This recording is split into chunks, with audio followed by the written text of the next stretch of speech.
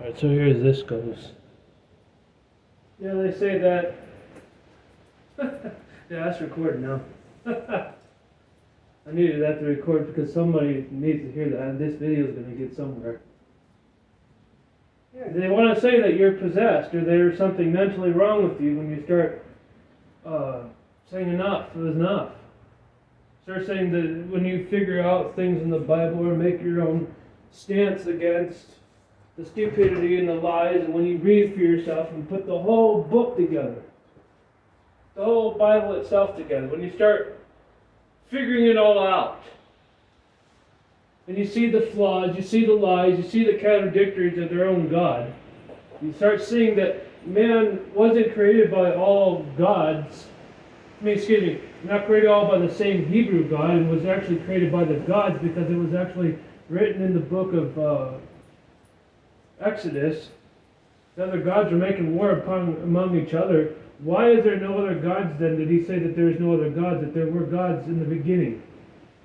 Well, because you wanted to follow them around. Wrong. It was lighting, it was covered up. That's why I said let you come as a little child, all trusting and all. He don't want you to grow up and have a mind of your own. No, nor do the Christian people today. They don't want you to grow up. They don't want you to be thinking of yourself, thinking for yourself, thinking about... You start reasoning out things for yourself, and then you start asking questions, and all of a sudden you're possessed. Yeah. When you put it all together, when you sit down and take the time to read the whole book for yourself and understand it, you start writing things down that conflict with each other. Like it says, why, like John 3:16, why did it say that God so loved the world he gave his only begotten Son? When that doesn't make sense if you go back to the beginning where he says, well, he made the deal with so-called Lucifer over Job. He destroyed the world twice.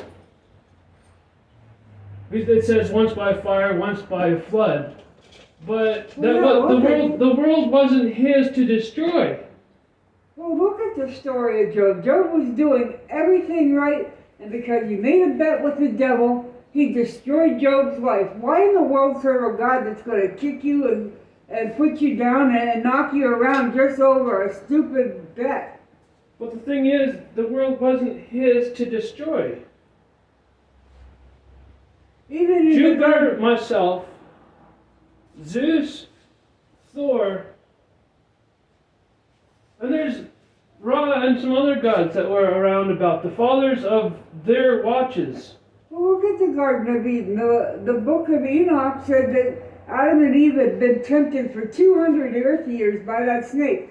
If God came down and communed with them in the cool of the evening, I'm sure that Adam and Eve mentioned the snake trying to tempt them. And what did Yahweh do? Absolutely nothing. That's why they figured it was all right to go ahead and eat. Here's the other problem. When you say I had enough. When men finally put their crap aside and built the Tower of Babel to make war on heaven. Well, at that time you could see into heaven. That's why they were building it, so they could get up there. But here's the issue. If you look at it after that happened, the Hebrew God is the one who made racism. Well, yeah. It said that, I call the Bible a lying piece of crap. It's an unholy Bible because it has, I at least found 4 lies in it. 4 direct lies that contradict another scripture. They completely lie on another scripture. Well, if he took from the dust of the earth and made a clay figure and breathed into his nose, it was a black man. Because this is the problem. If he created the racism, and then these other people are saying, well, this God's this God did that, wrong. Yahweh went behind others' backs and twisted the stories, just like my grandmother, your mother did, to the entire family. Went behind my back, twisted a story on you. Went behind Jim's back, twisted a story on you, to him. And twisted Jim's story on me. Twisted Leon's story on Diana. All these people in our family are screwed up because of my grandmother, your mom. She pitted one person against the other, sat back and ate popcorn while everybody was fist fighting. Yeah, it's That's so funny. That's exactly what like Yahweh did. did. Say everybody in our family has a perspective as another God. Think of it like that, and Kathleen's playing the portion of what Yahweh did.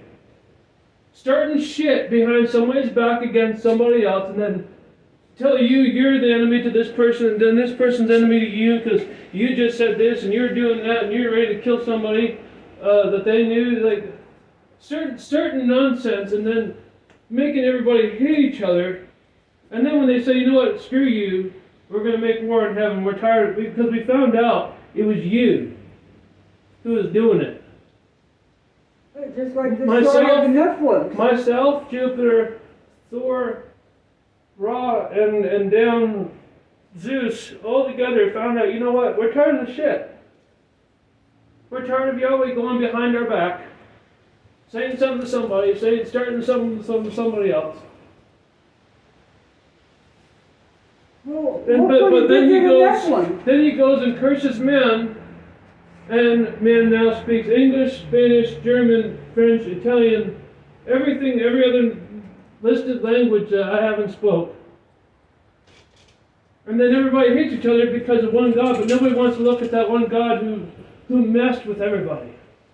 It's the same story of the Nephilim. He destroyed all the Nephilim, and then what did he do? He mated with Mary, the mother of Jesus, and did exactly what the Nephilim did. But does he get punished?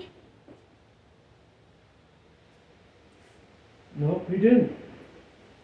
Because the cross was already told that he was going to be put on there in the book of Isaiah.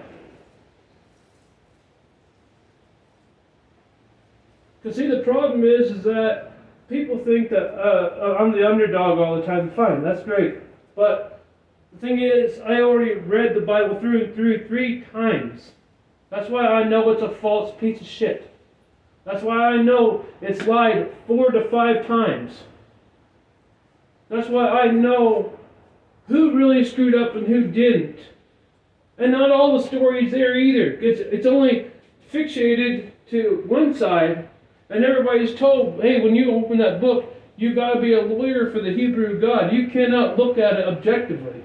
You're not allowed to look at it objectively. You have to look at it and see it as he's always right, you're wrong, and that never tells a lie and is always true. That's why it's an infallible book. That's the way you're demanded to see it. Yep, but you're hypnotized and you're forced by threat of being outcasted and called a nutcase, or even as far as pushed out of a city because you're no good.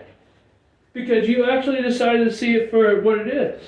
Yeah, because the 10 Commandments says, thou shalt not kill. But when Jesus said, the commandments say, thou shalt commit no murder. But killing and murder are 2 different things. But who is Christ as so-called the Son of Yahweh to change the law? When he said at first he wasn't there to change the law, but to fulfill it. Fulfill it, yes. So why did he change it? Why did he just lie? That's the second lie I caught Christ in, because the other lie is that he said, I cannot do anything but through my Father. And then he said, yeah, exactly. Then he turns around to the people and says, I am since the days of Abraham. I am that I am since the days of Abraham, your father. Like, excuse me, you can't be God and say that you get power from God only because if he allows it. You just lied for a second time. You can't be holy if you're sitting there lying and covering your tracks. You told a wild, wicked lie. Excuse me, twice. And now how are people praying to him saying that he's holy when he just lied twice in the Bible but nobody wants to say nothing? Christ is a fucking liar. But I am the evil one. I am the bad guy. I am the Antichrist because I dared to say Christ is a liar and prove it. Because you grew up and started questioning things for yourself. You didn't come like a little child, all trusting, thinking all the grown-ups know everything and you should just follow in their way. Well, No. it's also written you have to find your own salvation. Every man has to find their own salvation, and that's not salvation. That's contradictory. If you're supposed to become like a little child, all trusting, and follow like a sheep, then you don't want you growing up and questioning things. But reading and figuring this out for myself and exposing some so-called Holy Bible as a lie, and this man that called himself Christ, the Son of God, who was prophesied to be, finding him out to be a liar twice. No, I never claimed I wouldn't lie in my life. I'm human too. I'm a God in flesh. Flesh likes to lie to cover it, make itself look good. I don't care who's who. Every man, every woman, at one point or other time, lies.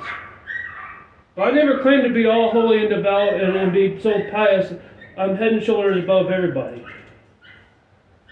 But what I did promise was that I would do my best by humanity to save it from itself and any other god.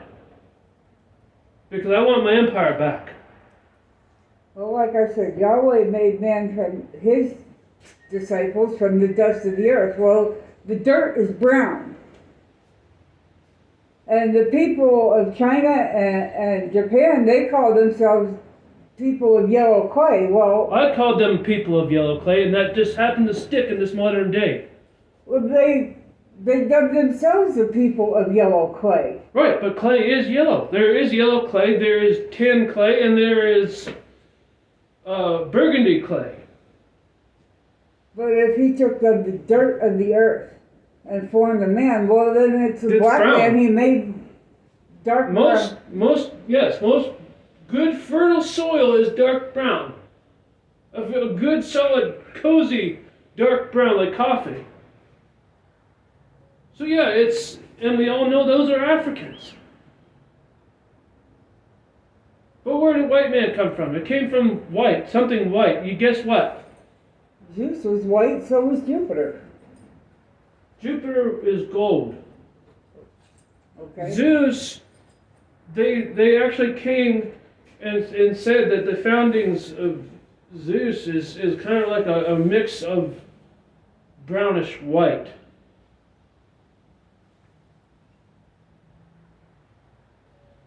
Zeus had something to do with the Kamaics and something to do with Ra and their help with them, but see, the difference is where would white come from if the earth is all blue a lot and of dark Christians blue? believe that the white comes from Yahweh because every time he cursed people, he cursed them with leprosy, which turned their skin white as the snow. salt of the sea.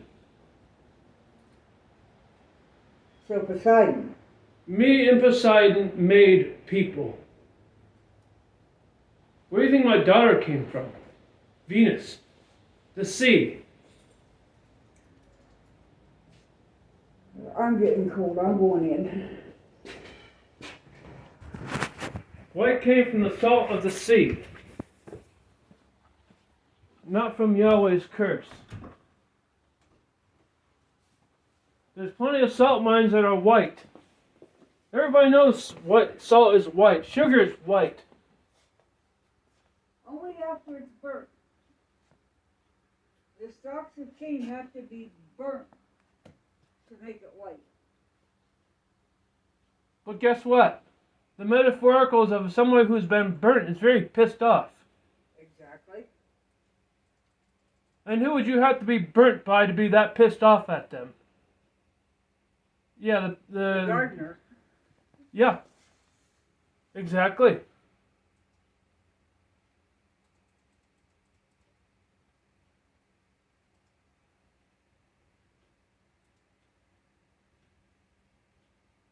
A very aggravated people.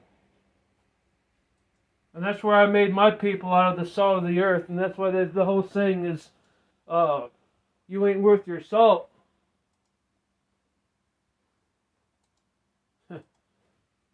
That's crazy. Yes, Poseidon helped me, Jupiter, make men of my own. It wasn't all Yahweh's people.